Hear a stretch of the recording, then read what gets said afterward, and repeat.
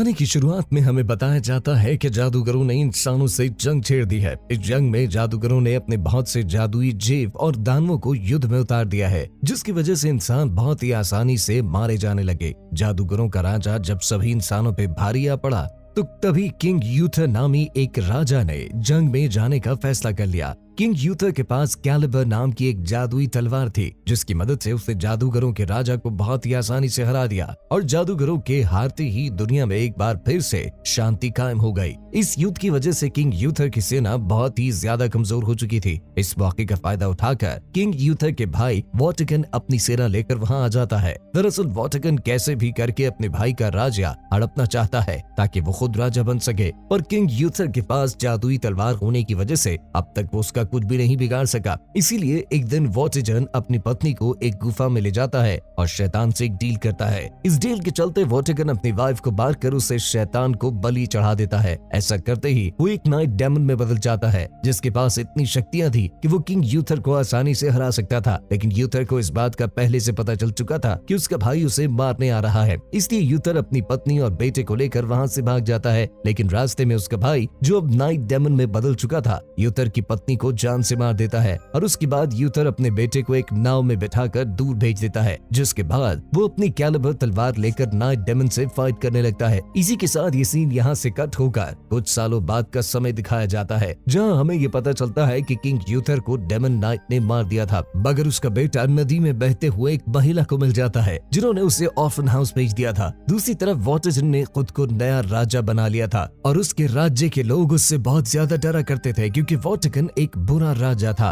वहीं उसने उस टावर का रिकंस्ट्रक्शन भी शुरू करवा दिया होता है, जिसकी मदद से जादूगरों को शक्तियां मिला करती थी और इंसान को ये डर था कि अगर ये टावर बन के तैयार हो गया तो जादूगरों को उनकी शक्तियां वापस मिल जाएंगी और ऐसा होते ही इंसानों और जादूगरों के बीच फिर से युद्ध शुरू हो सकता है। लेकिन वॉटिकन को इस बात का कोई डर नहीं होता। इंसानों और जादूगरों में दोबारा से जंग शुरू हो सकती है, क्योंकि वो खुद भी जादूगरों के साथ काफी सालों तक रहा था, इसलिए उसे भी छोटा मोटा जादू करना आता था। वॉटिकन उस टावर को दोबारा से बनवा कर उसकी जादुई शक्तियों को हासिल करके दुनिया का सबसे शक्तिशाली इंसान बनने का सपना देख रहा होता है। इधर लंदन सिटी में किंग यूथर का बेटा आर्थर छोटी मोटी चोरियां करके अपना गुजारा किया करता और साथ ही वो चोरी के पैसों से गरीबों की मदद भी किया करता। इसी तरह 20 साल बीत जाते हैं और अब आर्थर भी बड़ा हो चुका होता है, जबकि दूसरी तरफ वॉटिकन का डार्क टावर भी बन चुका था। एक दिन नदी का पानी सूख जाता है, जहाँ पर सैनिकों को पत्थर की एक मूर्ति मिलती है जिसमें तलवार गड़ी हुई थी। ये देखते ही वो सभी उस तलवार को निकालने की कोशिश करते हैं, लेकिन कोई भी उस तलवार को नहीं निकाल पाता। इसलिए वॉटिकन आदेश देता है कि आसपास के गांवों और शहरों से लोगों को बुलाया जाए ताकि वो लोग उस तलवार को निकालने की कोशिश करें।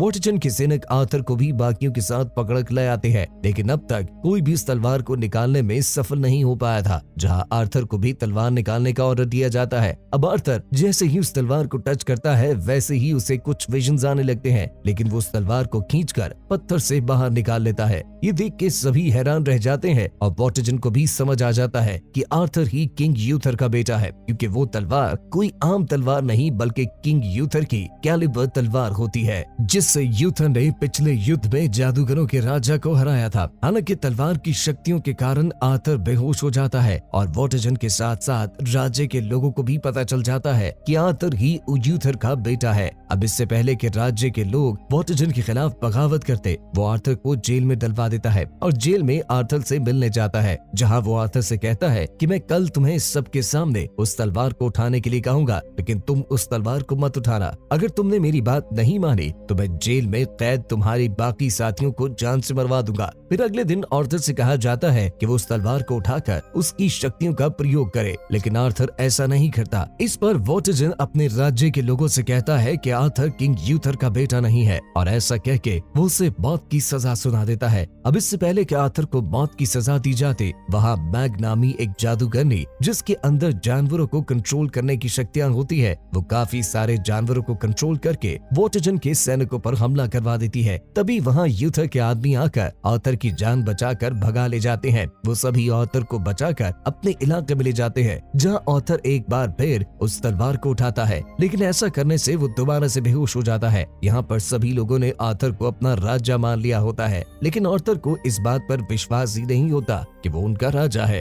तब मैगी उस तलवार पर अपनी जादुई शक्तियों का प्रयोग करके ये पता कर लेती है कि आर्थर के साथ बचपन में क्या हुआ था। साथ ही साथ उसे ये भी पता चल जाता है कि आर्थर अपनी पुरानी यादें भूल चुका है। वो उसकी यादें वापस लाने के लिए उसे डार्क लैंड में भेजेगी, जहाँ जाकर आर्थर को सब याद आ जाएगा। आगे हम आर्थर को डार्क लैंड की ओर जाते हुए देखते हैं, जहाँ उसका सामना बहुत सारे मैजिकल क्रिएचर से होता है, जिन्हें वो एक एक करके मारते हुए आखिर में उस टावर तक पहुँच जाता है जहाँ जाने के लिए मैग ने उसे कहा था। वहाँ पहुँचते ही उसकी कैलिबर तलवार चमकने लगती है और उस तलवार के चमकते ही आर्थर को सब कुछ याद आ जाता है। अब हमें दिखाया जाता है कि उस दिन डेमन नाइट और यूथर के बीच हुई फाइट में डेमन नाइट भारी पड़ रहा था, लेकिन यूथर ने अपनी कैलिबर तलवार को हवा में उछालकर खुद उसके नीचे आ गया, जिससे वो तलवार यूथर के पेट में जा लगती है और वो पत्थर की मूर्ति में बदलकर पानी में जा गिरता है। दरअसल यूथर ने खुद को पत्थर में इसलिए बदला ताकि वो तलवार डेमन नाइट को न मिल सके, और इस पूरे घटना को छोटा आर्थर एक नाव में बैठकर देख रहा था। इसी के साथ आर्थर का फ्लैशबैक खत्म होता है और हम नेक्स्ट सीन में मैग और आर्थर को देखते हैं।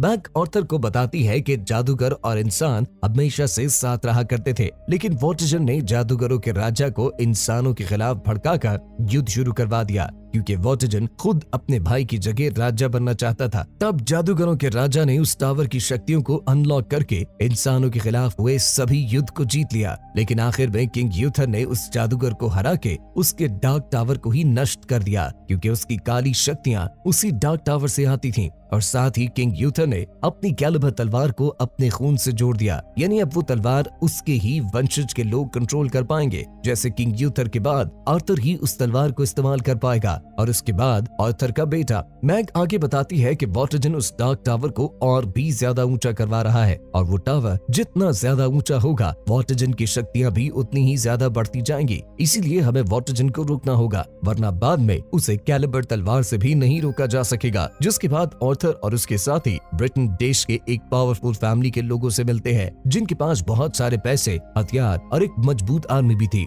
यहाँ आर्थर उन्हें समझाता है कि वो किंग यूथर का बेटा है, जो इस राज्य का असली वारिस है। ये सुनकर वो परिवार भी आर्थर का साथ देने के लिए तैयार हो जाता है, और अब उनका सबसे पहला मिशन डार्क टावर को कंप्लीट होने से रोकना है, जिसके लिए वो लोग एक शिप को पूरी तरह से बर्बाद कर देते हैं, क्योंकि उसी शिप में डार्क टावर को बनाने का रॉ मटेरियल ले जाया जा रहा था। साथ ही वो लोग वॉर्टिजन के कासल में भी आग लगा देते हैं। इस सब के बाद वॉर्टिजन को मारने की प्लानिंग में लग जाते हैं, लेकिन वॉर्टिजन को उनके प्लान का पता चल जाता है, इसीलिए वो अपना एक बहरूपिया तैयार करता है, जिससे आर्थर का एक साथी तीर चलाकर जान से मार देता है। अब उसके मरते ही वॉर्टिजन के सैनिकों को आर्थर के साथियों की लोकेशन का पता चल जाता है कि आखिर वो लोग कहाँ छुपे हुए हैं, जिसके बाद वो लोग मैग को भी पकड़ लेते हैं। आर्थर अपने साथियों को मुसीबत में फंसा देखकर अपनी कैलिबर तलवार को उठा लेता है, और फिर वो उसके एक ही वार से वॉर्टिजन के सभी सैनिकों को मार गिराता है। ये देखकर हम समझ पाते हैं कि उसकी तलवार में अनलिमिटेड पावर्स है। हालांकि इतने सारे लोगों को मारने के बाद आर्थर को बहुत बुरा फील होता है, क्योंकि वो सैनिक तो सिर्फ अपने राजा के ऑर्डर को फॉलो कर रहे थे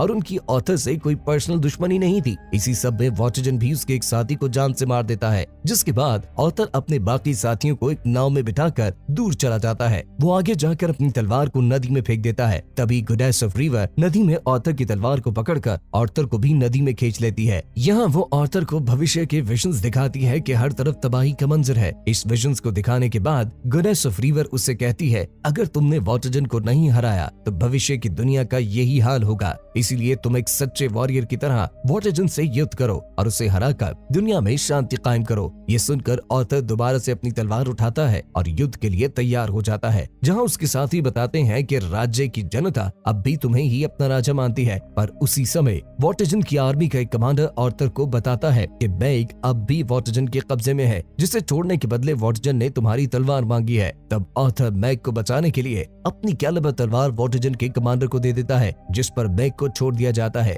इसीलिए अब मैग वापस आती है और आर्थर के ऊपर एक प्रोटेक्टिव स्पेल करती है, ताकि मैग के द्वारा कंट्रोल किए हुए एनिमल्स उससे कोई नुकसान न पहुंचाए। जिसके बाद आर्थर वॉर्टिजन के कैसल में उसका सामना करने जाता है, जहां वॉर्टिजन को पूरा भरोसा था कि वो अपनी तलवार के बिना उसका कुछ नहीं बिगाड़ सकता। उल्टा वो आर्थर को उसकी ही तलवार से मारने की कोशिश करता है। पर उसी समय मैग अपने जानवरों, पक्षियों और विशाल के सांपों को कैसल में भेज देती है, जो वहां जाते ही वॉर्टिजन पर हमला कर देते हैं। तब वॉर्टिजन कैलिबर तलवार से एक सांप के ऊपर वार करता है, जिससे वो तलवार एक प्लेयर में फंस जाता है और अब उस तलवार को सिर्फ ऑर्थर ही निकाल सकता था। वहाँ दूसरी तरफ बैग के विशाल सांप और ऑर्थर के बाकी साथी कैसल में हर तरफ तबाही मचाने लगते हैं। ये देखकर वॉर्टिजन समझ जाता है कि वो उनका सामना नहीं कर सकता, इसीलिए वो पिछली बार की तरह अपनी दूसरी पत्नी को भी मार देता है और दोबारा से डेमन नाइट में बदल जाता है। इसके कुछ देर बाद ऑर्थर भी कैलिबर तलवार को पिलर से निकालकर और वॉर्टिजन के साथियों को मारते हुए आखिर में डेमन नाइट से फाइट करने लगता है। इस फाइट में डेमन नाइट